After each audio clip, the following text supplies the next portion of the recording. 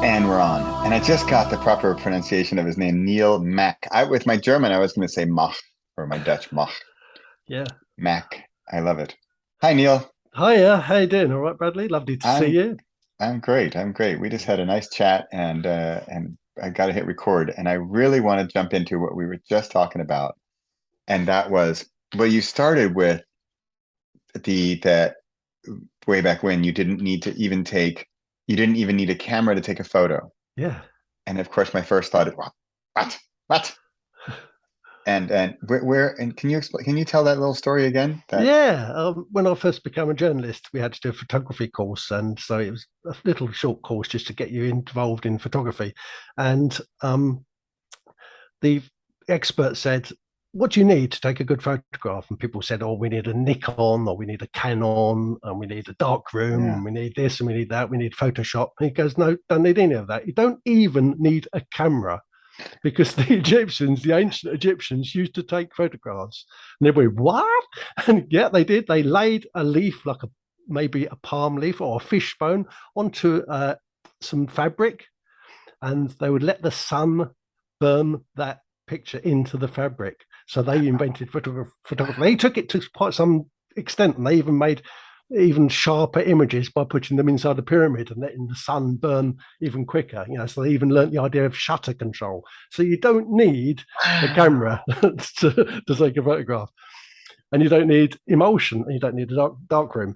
But I wanted to take that idea a little bit further and say that what do you need and what don't you need? What is your requirements for writing fiction? That was what I was Yeah. interested in. So Yeah. taking that same basic idea, really, really stewing it down, what do you actually need? You don't need expensive applications on your computer. You don't even need a pen and writing pad. All you need is a great idea and Yeah. the ability to tell a story. And I would even go as far as saying you don't even need to write that story down. Just tell it. How Yeah. many people have written their entire fiction just for audio? Many Yeah. people just started talking their story because that's really what humans do. We tell stories to each other all day long. Yeah. So it shouldn't be that difficult to be able to sit down and say, actually, I'm telling this story today. Why is Yeah. that so difficult for people? I think the reason it's difficult is because of their lack of creativity. And I've got a theory on that if you would like to know what that theory Yeah. is. Yeah. Well, I was just thinking also because there's people don't talk about speaker's block or They storyteller's don't, do block, they? Isn't that right? weird? But they only Writer's talk block. about writer's block. Yeah. Yeah. And I've always said to people when they go, "Oh, I'm going through some terrible writer's block at the moment." I said, "Well, that's impossible. Nobody can go through writer's block because there's so many words. There's tens of thousands of words just in English, and then Oh, I've there's never another, heard that one and before. then there's That's tens of good. thousands of words in every other subject, every other language. And even when you've gone through all of those words, you could create your own words because Yeah. you're allowed to do that. That's what Yeah. authors do. So there's no way that you've got writer's block. What you've got is creativity block. And I Yeah. think that Yeah. that's a natural thing. I genuinely think it's a natural thing. And my theory is this: I think human brains have been evolved to be non creative. So that's a Huh. big step that I want you to think Yeah. about because I think the human brain has a great capacity to form and recognize patterns. And it works with those patterns to make sense of the universe around it. So repetition and routines constitute the bulk of our behavior. Yeah. And Yeah. so those activities, repetition and routines, recognizing patterns, are the activities that our regular human brain takes the most seriously. And so because we take those the most seriously, then creativity is pushed down. It's subordinated. For example, a great example of Wow. that is that with ordinary academic schooling, you're tested on your learning repetition and routines. Yeah. Exams test your routines and your repetition. Yeah. So if you take that And how do even you study? Oh, you need repeat, repeat, repeat, just repeat, learn. repeat, repeat, yeah, yeah, and that's how Yeah. you're tested. So therefore, that's why creativity could also be considered to be insubordinate because you're trying to Mm. not remember facts, you're Mm. trying to not remember patterns. So society might Oh, view you man. as being subversive because you're trying to actually, Huh. if you like, subvert some of the attitudes of society because that's just a normal thing that a human would do. Yeah, yeah, yeah. Oh, oh, that's really exciting. Both my kids actually right this moment are studying. It's exam week here in the Right? Netherlands, Yeah, yeah, and they're both studying away. And what are they doing? Repeat, repeat, repeat. exactly. Learn the same thing over and over and over so that they can regurgitate it for the exam. There was a study done by a bloke called George Land and Dr. Beth Jarman in Hmm. 1968, a long time ago. And they were looking into divergent thinking and, in particular, into creativity. And they found that almost all children aged 3 to 5 were remarkably creative. Out of everybody they tested, everybody between the age of 3 and 5 reached genius level. Right, right. Right. The figure dropped to 12%, so from 100% to 12% by the age of 15. Yeah. And they also tested 280,000 adults against exactly the same criteria. Adults were aged 31 across the whole of the United States of America. Only Okay. 2% achieved anything on the creativity index. Wow. The conclusion Wow. being, therefore, that children, once they begin formal education, it's immediately apparent that they start losing their natural creative Wow. impulses because it's educated out of us Yeah. by society. Yeah. You know, so I just started an improv comedy workshop. I'm a Oh, student oh nice. in Amsterdam, right? Yeah. And I had never heard this definition. So it was our first class last week, and the instructor guy who's been doing this for 32 years, and you can tell he loves it. It's like he started last week. He's like a kid in the candy store. And he said, and I had never heard these definitions. He said, stand-up comedy is, first of all, you're usually just you alone, and it's rehearsed. So you practice, practice, and you've got your Yeah. lines, you've got your story or whatever, and it's all practiced. And you might have slight diversions, but it's all memorized for the most part. Yeah. And he says, and you're alone, right? So an improv comedy or improvisational theater is not rehearsed by definition. You can't rehearse it. Yeah. It's not even like a theme, right? The theme today is barbecues.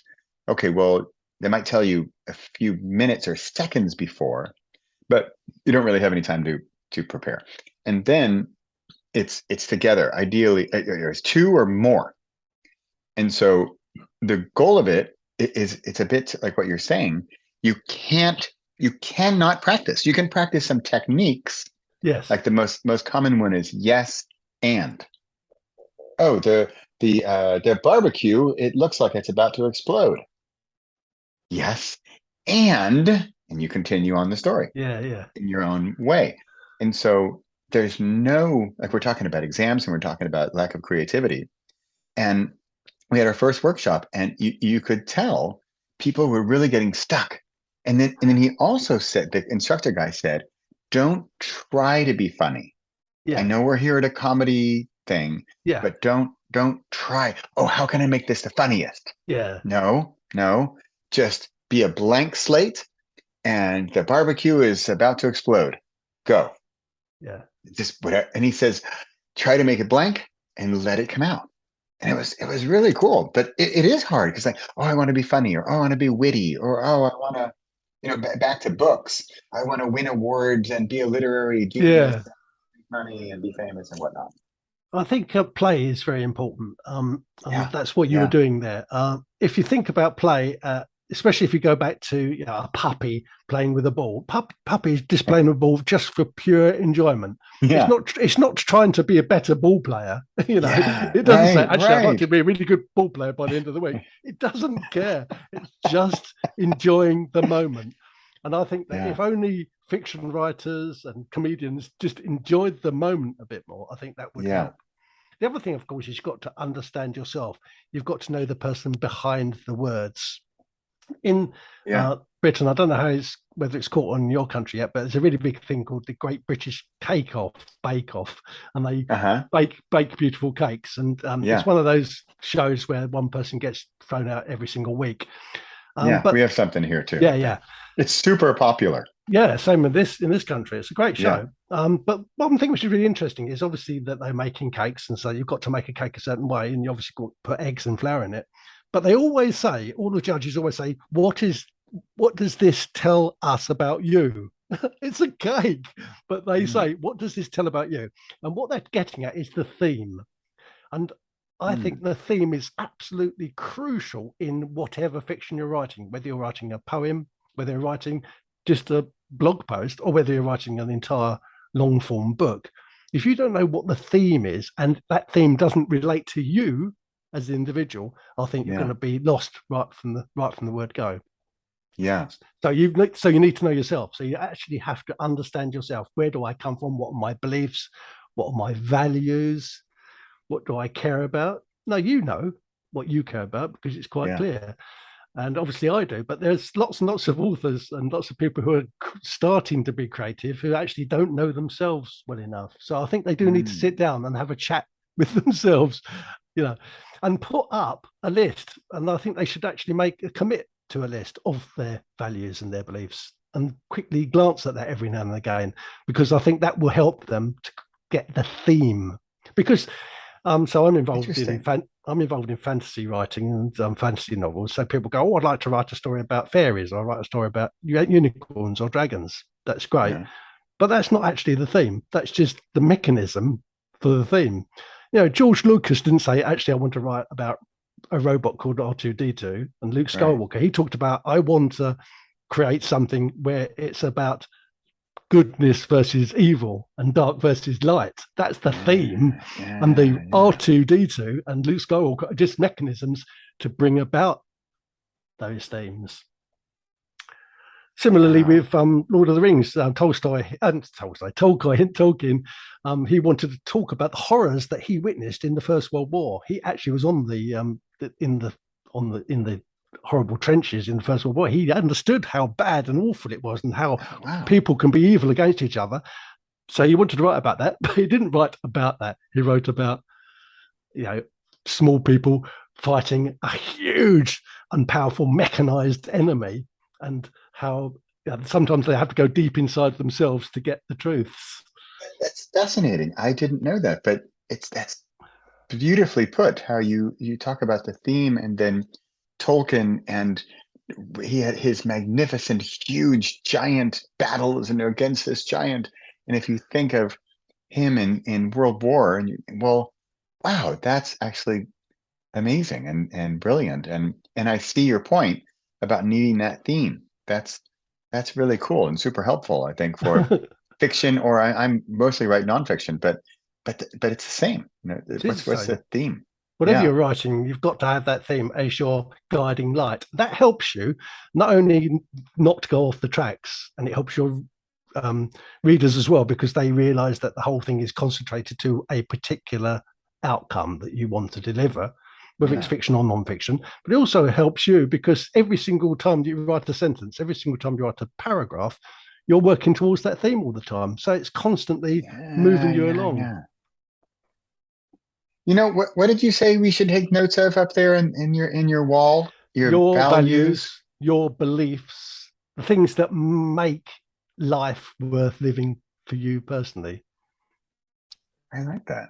That's really because you're right. If you think I'm a blank slate, and okay, I'm going to tell a story about dragons and, like you say, dragons and fairies. Okay, here we go. Yeah. Oh, I'm stuck. So, Yeah, yeah. So don't worry about punctuation and grammar. right. Just go and do it. Doesn't matter how bad or good it is. Don't worry Yeah, about any other critic, because you're just writing, number one, for yourself because of those yeah, values and beliefs.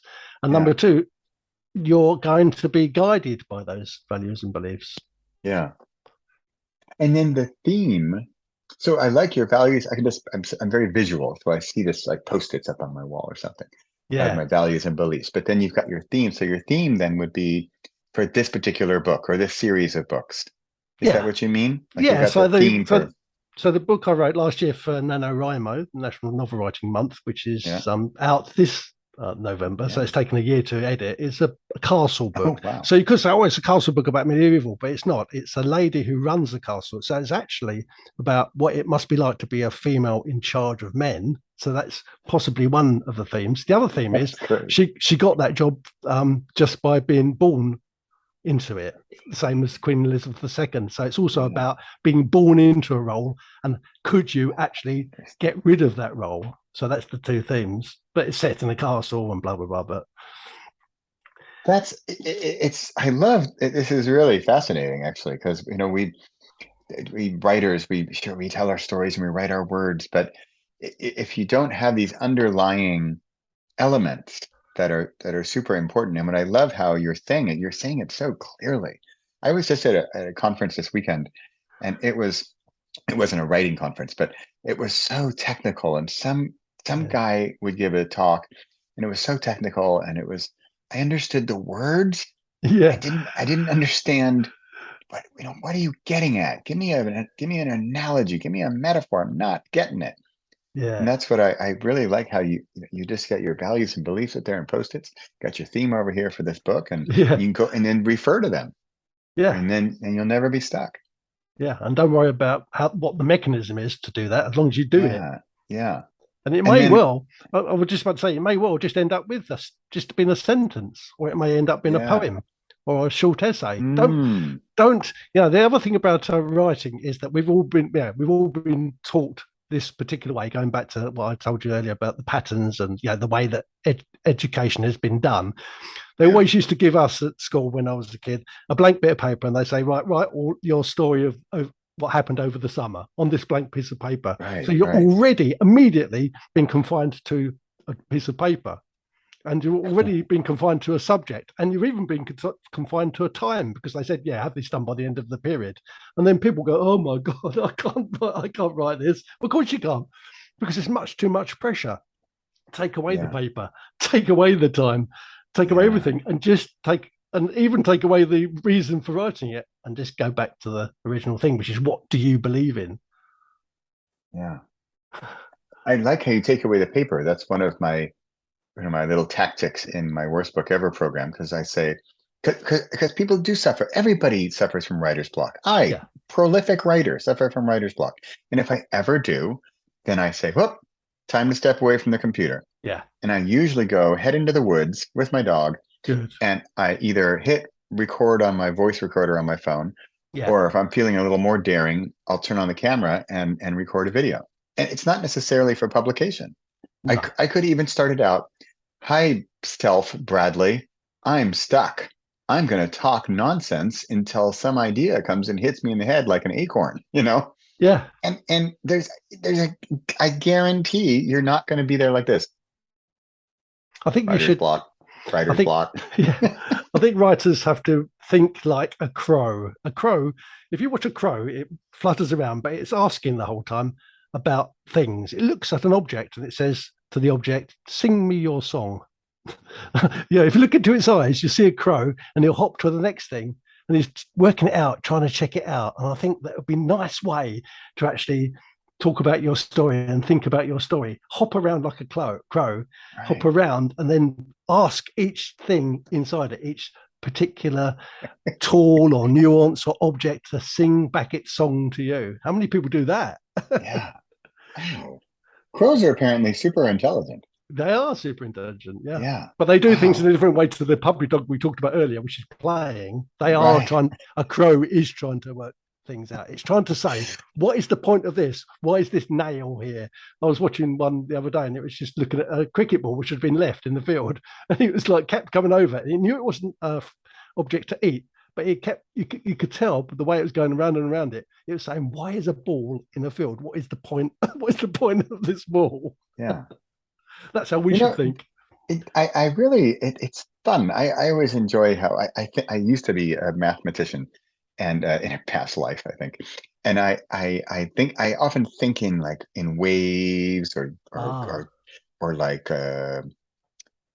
charts or something. And yeah, like, and because I think, certain people resonate with other certain people, right? And the way you are saying things, maybe because I was at this complicated weekend, and now you are saying these things today that like you have the example of be a crow, be a yeah, dog playing with a ball. And yeah, like I totally get that. I get what he's saying, and it makes sense.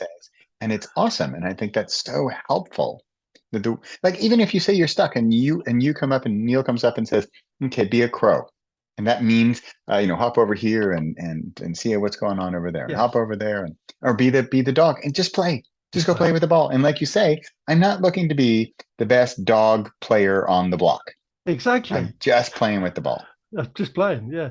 Yeah. Yeah. Because we think that playing is about practice, because going back to what we said right at the Yeah. beginning, because society Right. makes you think that. But it's not about Yeah. practice. It's Yeah. about playing. Playing is about play. It's Yeah. pure as that. But we humans, we're sometimes we think we're so intelligent, but the dog's got it going on.